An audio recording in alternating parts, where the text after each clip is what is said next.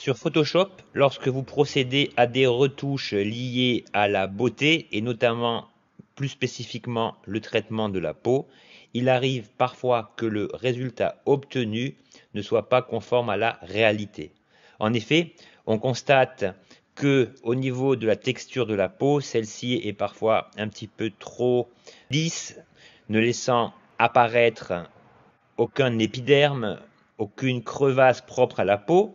Donc ici, si vous zoomez, vous voyez que le post-traitement que j'ai effectué grâce à la méthode split screen ou séparation des fréquences que je vais vous expliquer dans un petit moment a fonctionné. Donc ici, vous voyez, si je zoome, nous voyons bien que grâce à cette méthode, le sujet apparaît comme naturel au niveau de l'épiderme. Et même si précédemment, je vous ai expliqué certaines techniques particulières pour effacer certains défauts de la peau, les grains de beauté, les boutons d'acné, les ridules, les crevasses, etc. Eh bien, vous verrez que seule la méthode Split Frequency nous donnera les moyens d'obtenir un résultat aussi réaliste. Alors, voyez que l'image de base était la suivante. Ici, évidemment, pour obtenir ce résultat final, je n'ai pas appliqué seulement le split frequency, mais j'ai éclairé certaines zones claires, intensifié les yeux, rajouté du rouge à lèvres, faire en sorte que le brillant du bijou soit plus éclatant, pareil pour les cheveux, etc., etc.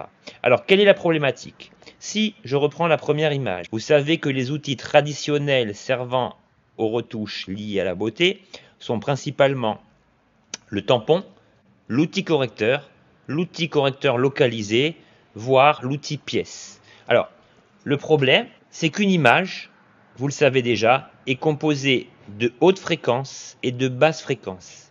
Les hautes fréquences se caractérisent par la texture, c'est-à-dire les boutons, les détails qui font qu'une peau est une peau et pas un emballage plastique étiré comme si vous aviez abusé du collagène. Vous avez ensuite les basses fréquences qui correspondent à la couleur. Le problème, c'est que si vous travaillez sur la même image, Photoshop ne fera pas la différence entre les hautes et les basses fréquences, autrement dit entre la texture et les couleurs.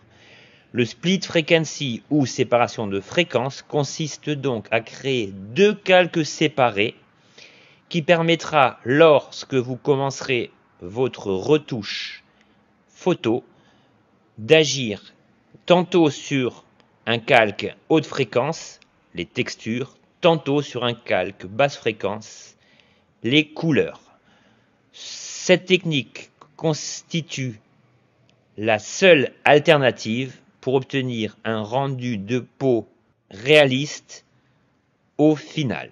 Alors évidemment, cette technique n'est pas facile, mais nous allons voir comment elle a été réalisée. Donc, premier exemple, c'est que si je prends mon image originale et que j'utilise le tampon dans un premier exemple, alors quelle est la problématique du tampon? Eh bien, le tampon de duplication a pour conséquence, lorsque vous dupliquez une zone, de porter la lumière avec lui. Je m'explique. Si je veux par exemple dupliquer cette zone, je clique sur Alt, clic ou Option, clic sur Mac pour définir mon point de départ. Si je monte un petit peu et que j'applique cette duplication, voilà ce qu'il se passe.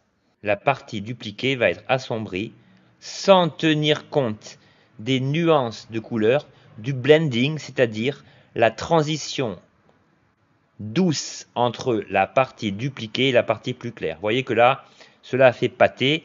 Donc, je vous le répète, le tampon duplique les lumières avec lui. Donc, ce n'est pas une solution. Je reviens en arrière. Si j'utilise l'outil correcteur, même si les défauts sont moins visibles qu'avec l'outil tampon, l'inconvénient lié au fait d'utiliser le tampon sur une zone précise de votre image, et plus particulièrement lorsqu'il s'agit de peau ou de surface un petit peu texturée, et que l'outil correcteur ne permet pas d'avoir une réelle maîtrise de la luminosité. En effet, si je choisis cette zone et que je duplique, Eh bien, en fait, là, on ne voit pas trop, mais si vous abusez de cette technique, on constate que l'outil correcteur est incapable de traiter les tons clairs et foncés de la texture échantillonnée lors de votre sélection dans un même temps. C'est-à-dire que si par exemple vous prélevez cette couleur et que vous la restituez ici, eh bien, que va faire l'outil correcteur? Eh bien, celui-ci va fusionner, va établir, créer une moyenne entre les tons les plus clairs et les plus foncés. Ce qui, au final, et en zoomant, vous fera apparaître tous les défauts liés à cette manipulation. Vous connaissez désormais ce qu'il ne va pas lorsque vous utilisez les pratiques, les techniques traditionnelles. Voyons désormais comment cela fonctionne. Alors, au départ, et après nous allons passer sur une autre image pour dévoiler cette technique précise, c'est qu'il faudra créer deux calques distincts, un que nous appellerons low, correspondant aux basses fréquences, c'est-à-dire aux couleurs, et un autre que nous appellerons high, qui correspondra aux hautes fréquences, c'est-à-dire la lumière. Voyons désormais comment procéder pour mettre en application cette technique précieuse. Pour mettre en œuvre cette technique, je vous ai préparé une seconde photo ici.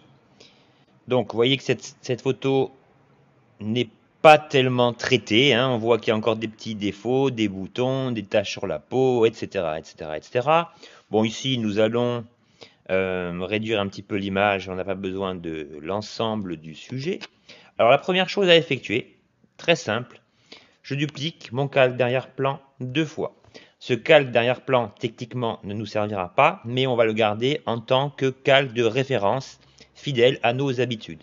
Nous allons voir néanmoins dans quelques instants que celui-ci va nous servir à titre de comparaison. Le premier calque, je vais l'appeler low, donc les basses fréquences, ou couleur. Comme ça, au mieux, on nomme nos calques, au mieux, vous comprendrez cette technique un petit peu compliquée. Le deuxième calque, je le nomme high, donc ce qui correspond aux hautes fréquences ou les fameuses textures. Voilà nos bases posées. Je vais sélectionner mes deux calques, opérer un CTRL-G pour créer un groupe que je vais appeler split, la fameuse split frequency ou séparation de fréquences. Je masque mon calque texture pour m'occuper du calque low, celui des basses fréquences. Alors, la première méthode va consister à rendre flou l'ensemble du sujet, le but étant de faire disparaître visuellement tous les petits défauts occasionnés par la peau. Donc vous connaissez la technique, filtre, flou, flou gaussien. Alors ici, je vous conseille vivement de commencer par le début. Focalisez votre attention vers un endroit où il existe des défauts. Là, ceux qui sont particulièrement visibles sont situés ici. Il y a un petit bouton sur la bouche, un petit grain de beauté, un petit trou dans la peau, etc., etc. Donc je vais m'arranger pour, ici, au niveau de ma prévisualisation, voir comment le logiciel va traiter ça. Alors l'idée, ça va être d'aller progressivement vers la droite. Et si vous voulez obtenir un résultat satisfaisant, il faudra aller vers la droite jusqu'au moment où les défauts sont quasiment noyés dans le flou. Vous voyez là, si je monte un petit peu, bon, le bouton est encore visible, mais il est quand même, vous voyez, au niveau des petits boutons ici, si je lâche mon zoom, on voit qu'on ne les voit plus. La surface est en quelque sorte aplanie. Alors on peut peut-être réduire un petit peu pour ne pas trop exagérer l'effet. Alors ce qu'il y a de bien dans Photoshop, c'est que dans la fenêtre de prévisualisation concernant le flou gaussien, ben ici on voit l'image floutée. Si je clique, hop, ça revient comme au départ.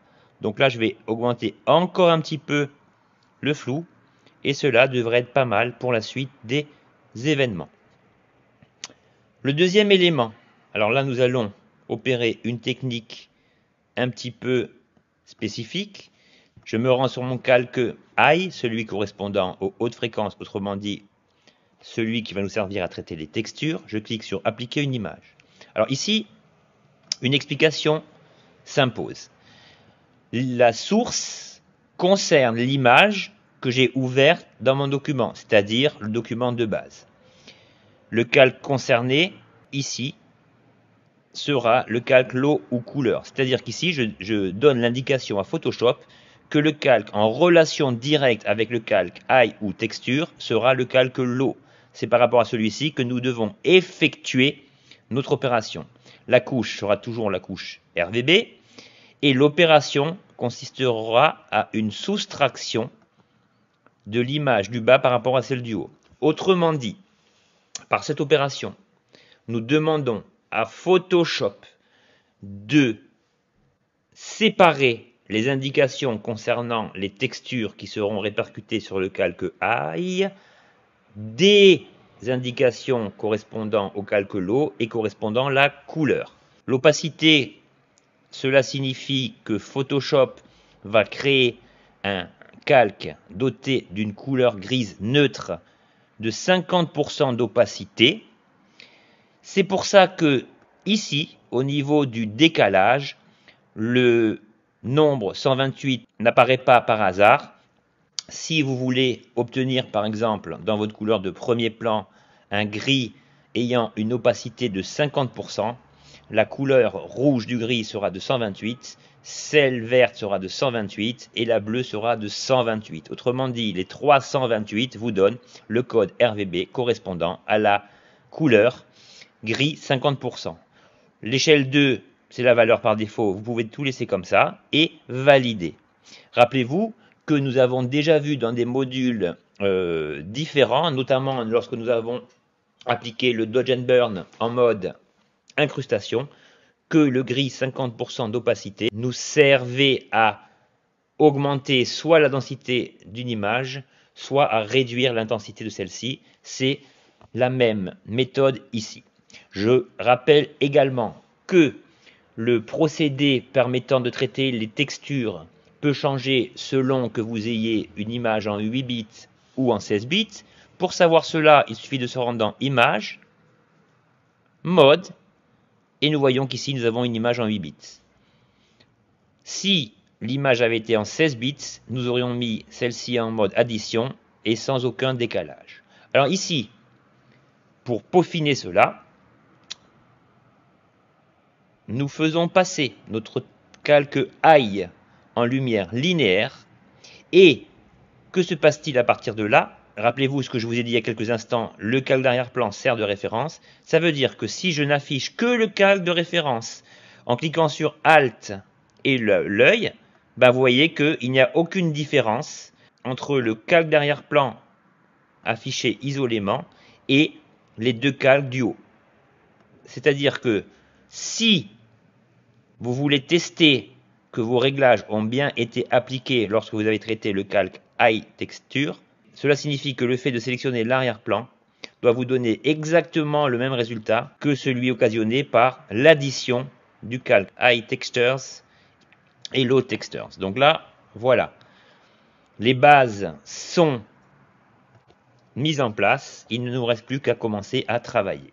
Alors, ici, on peut, au-dessus du calque Split Frequency, créer une sorte de calque de guide qui va nous servir à faire ressortir avec plus d'intensité les différents niveaux détectés au niveau de l'épiderme. Je m'explique. Ici, vous allez vous rendre sur calque, calque de réglage, et vous allez choisir un mélangeur de couches. OK. Ici, pour faire ressortir les défauts, voilà ce que je vous conseille de faire. Cliquez d'abord monochrome.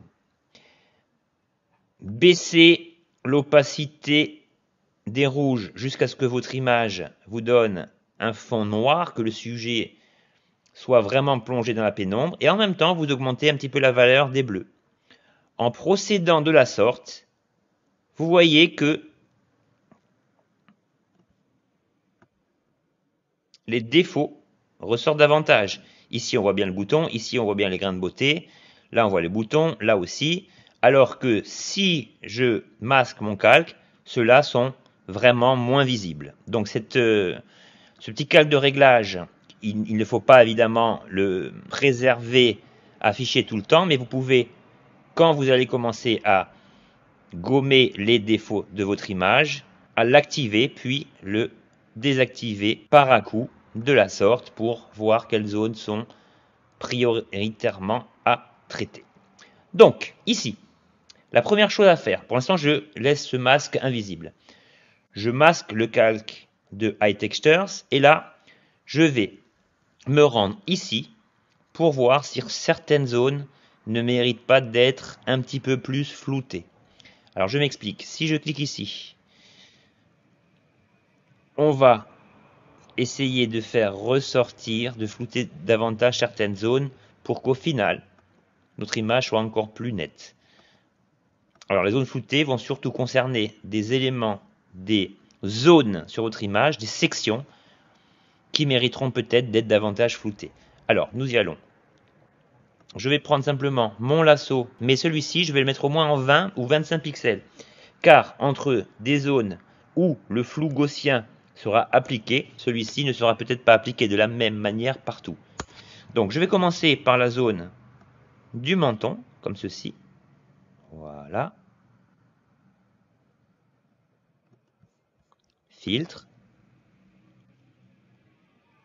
Flou. Flou gaussien. Et ici, comme tout à l'heure, je reviens au début. Je remonte un petit peu. Alors évidemment, vous voyez, si vous exagérez, l'image va être complètement désaturée, va vous provoquer des défauts au niveau de la couleur. Donc là, avant, après, voilà, la transition est vraiment subtile, donc on voit pas grand-chose. Mais si je désélectionne, cela aura son effet un petit peu plus tard. Alors vous pouvez aussi, pour voir ce que ça fait sur l'image réelle, procéder au même changement au niveau de la joue, par exemple, notamment au niveau de cette zone claire située en dessous de l'œil. Filtre, flou, flou gaussien, voilà. Et vous voyez que ici, le flou gaussien méritera peut-être d'être un petit peu plus important que pour la première section située en dessous du menton. Donc là, on va pas trop exagérer, mais on va quand même augmenter un petit peu le flou. Alors cette méthode va s'avérer utile, car au moment où vous allez éliminer au fur et à mesure tous les éléments liés au traitement des boutons, etc., donc de la texture proprement dite, les zones floutées vous permettront d'obtenir des résultats plus convaincants. Donc je continue un petit peu comme ça. C'est pour ça que je répète, il faut bien que vous sépariez les zones traitées et de ne pas appliquer le flou gaussien avec les mêmes valeurs selon l'endroit où vous vous êtes positionné. Donc là, au niveau de la joue, vous voyez, ça peut être à petit peu près la même chose. Alors là, ce qui est intéressant, c'est que si je fais ça, voilà, peut-être que cela aura pour effet de lisser un petit peu les défauts en dessous de l'œil. Bon, on va laisser comme ça. Et on va surtout s'occuper du front, parce que cette zone, apparemment, on voit qu'il y a beaucoup d'éléments qui méritent d'être lissés un peu davantage. Voilà. Filtre, flou, flou gaussien. J'augmente encore un petit peu le niveau. Voilà. Ça me semble pas mal. Le tout aussi, c'est qu'en désélectionnant, veillez bien à ce que la transition, le blending entre telle ou telle zone floutée soit opéré de manière limpide. Alors après, ce que je peux faire aussi, c'est prendre un petit peu la zone ici sur l'arête du nez, comme ceci, voilà, et de procéder à un léger floutage. Flou gaussien, voilà. Donc là, celui-ci est un petit peu trop marqué. Je le descends un peu, mais là, ça m'a l'air pas mal. Ok, je désélectionne. Donc là, nous voyons que certaines parties ont été lissées. Alors, on peut aussi peut-être s'occuper de la partie basse du nez, celle entre le nez et les lèvres, comme ceci. Filtre, flou, flou gaussien. Voilà. Ben là, ça m'a l'air pas mal en fait.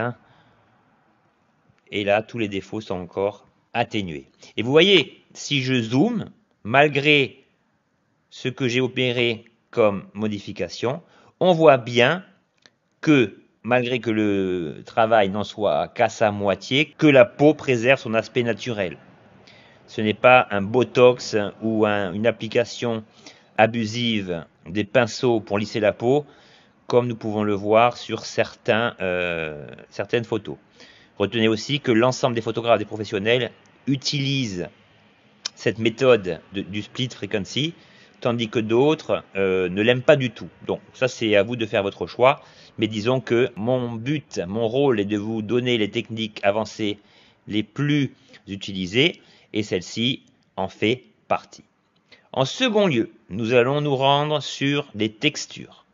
Donc là, nous allons un petit peu gommer notre calque. Et vous voyez déjà que le fait d'avoir flouté des zones rend le résultat déjà fort intéressant. Donc je me rends sur texture. Ici, je peux me permettre de réafficher mon calque pour voir là où ça ne va pas. Ensuite, ce que je peux faire, tout en gardant, en conservant le calque actif, je peux me rendre sur Eye, mon calque Eye, sélectionner l'outil pour commencer correcteur localisé et, grâce à un diamètre légèrement supérieur, commencer à effacer ce qui ne va pas. Au niveau des textures, donc nous allons, comme indiqué, utiliser l'outil correcteur localisé. Donc si je me rends sur le calque Eye, je peux bénéficier du fait que le calque d'Aide, alors on va l'appeler Aide, comme ça ce sera plus clair. Donc ici,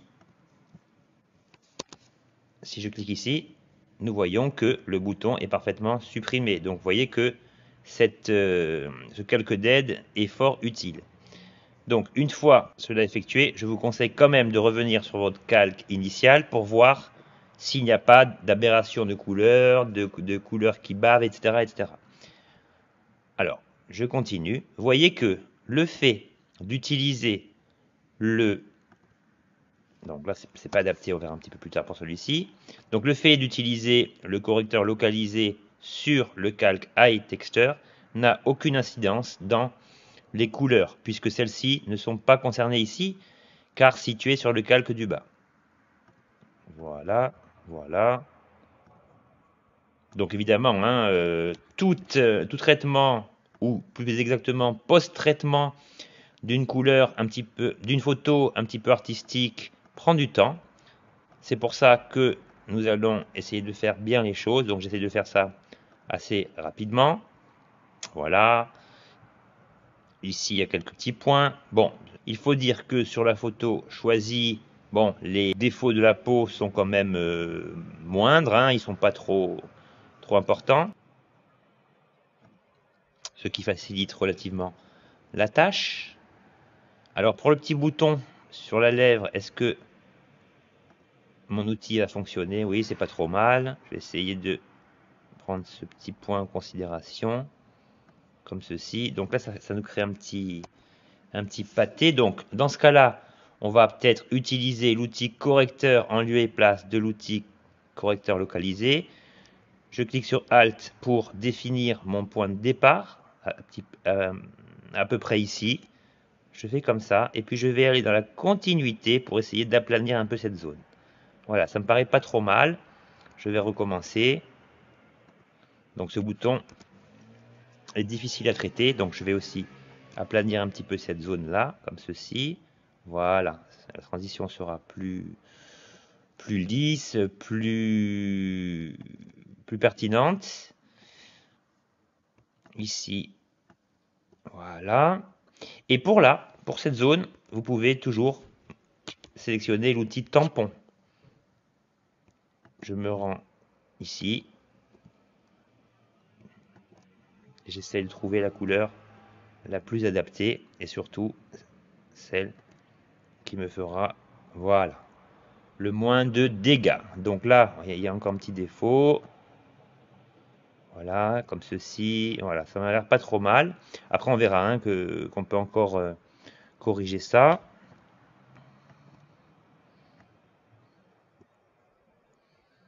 Prenez aussi bien soin à veiller au fait que seul le calque actif soit concerné par les modifications que vous êtes en train d'opérer.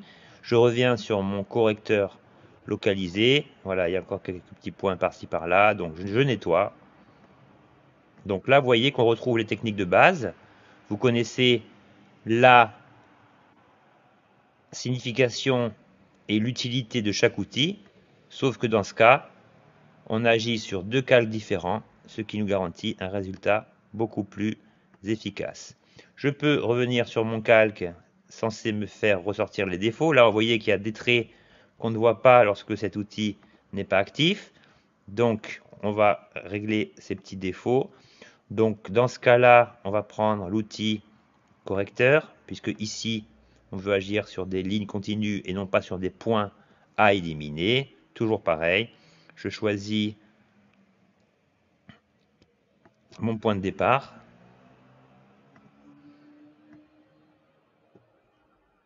Et voilà plus ou moins le travail. Ah bon, après, je pense que nous lisserons encore quelques petites zones spécifiques pour rendre l'ensemble plus précis, plus net. Voilà. Donc, alterner, hein. Alterner entre l'outil correcteur localisé, le pinceau si besoin, pour arriver au résultat souhaité. Soyez patient, répétez les gammes. C'est vrai que ce travail de nettoyage n'est pas très passionnant, mais il vous permet de faire un petit peu le ménage et d'obtenir une image épurée, propre. Alors ce que vous pouvez faire également, c'est de dézoomer sur votre image. Alors là, également, il y a un petit trait, vous voyez, on peut éliminer la ridule. Option, je passe par-dessus.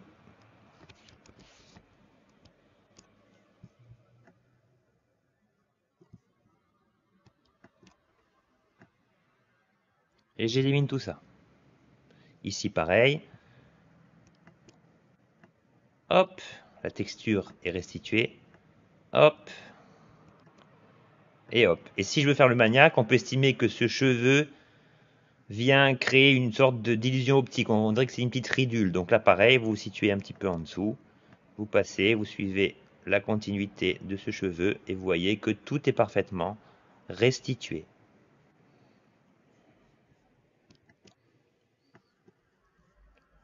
Voilà, voilà, ici ça m'a l'air pas mal. Donc ce que je vous disais, c'est que à tout moment, vous pouvez revenir sur le calque d'arrière-plan, opérer un alt-clic sur l'œil et vous voyez la différence entre l'avant et l'après. Alors évidemment, hein, on aurait pu également s'occuper de la nuque, du cou de la jeune fille. Alors ici, on peut commencer par enlever les défauts puisque le flou a déjà été appliqué. Donc, comme ceci. Je peux revenir à mon outil correcteur localisé pour peaufiner tous ces petits détails. Alors vous voyez, si le bouton ne s'en va pas immédiatement, ça veut dire que la zone floutée n'a pas été effectuée à ce niveau et que le bouton apparaît puisqu'il existe toujours sur la zone couleur. Donc ici, je masque cela, je sélectionne mon calque, je redéfinis grâce à mon lasso des zones que j'aurais aimé flouter davantage, comme cette petite zone ici. On va essayer, hein. Filtre, flou, flou gaussien. Et vous voyez qu'en augmentant, eh bien, ce petit bouton qui nous enquiquinait un peu a disparu. Ici, c'est la même chose. Donc là, je vais rendre un petit peu plus flou cette zone, même si les défauts ne sont pas criants. Filtre, flou, flou gaussien. Voilà. Donc là, je ne vais pas exagérer trop, hein. Voilà, ça m'a l'air pas mal. Avant, après. CTRL D. Et on est pas mal. Voilà. Je réactive mon calque. Et nous voyons que la zone a été floutée et on ne voit plus le bouton qui nous perturbait un petit peu. Donc vous voyez que les bases de cette technique sont posées. Cette technique, grâce à la séparation de deux calques, haute fréquence comprenant les textures et basse fréquence comprenant les couleurs, me permettent d'opérer un post-traitement professionnel de votre photo basé sur la retouche beauté, en évitant toutes les méthodes destructrices qui vont vous restituer vous répliquez des zones de manière très disgracieuse et faire qu'au final, lorsque vous zoomez sur votre sujet, même si vous lui appliquez du maquillage, même si vous lui rajoutez des éléments divers et variés, ben au final, votre sujet conservera les défauts et les petites aspérités liées à la peau sans que celui-ci n'apparaisse comme une nouvelle victime d'un traitement chirurgical botoxé à l'extrême et permettra d'obtenir un résultat quasiment parfait avec une peau nettoyée en utilisant une technique bien connue des photographes professionnels. Après, pour peaufiner, vous pouvez toujours réactiver votre calque aide, mais vous voyez que ici, les défauts ont quand même été traités. Et si je désélectionne ce calque et que je réactive le calque d'arrière-plan, le calque de référence, nous voyons bien que le post-traitement a été bien effectué et que mon image conserve son aspect naturel. Je rajoute aussi que pour peaufiner tout à fait cette image, je vous conseille de suivre le module suivant qui consistera en l'éclairage des zones claires de l'image pour ajouter plus d'intensité à celle-ci. Je vous souhaite une bonne continuation et un bon apprentissage relatif à cette méthode.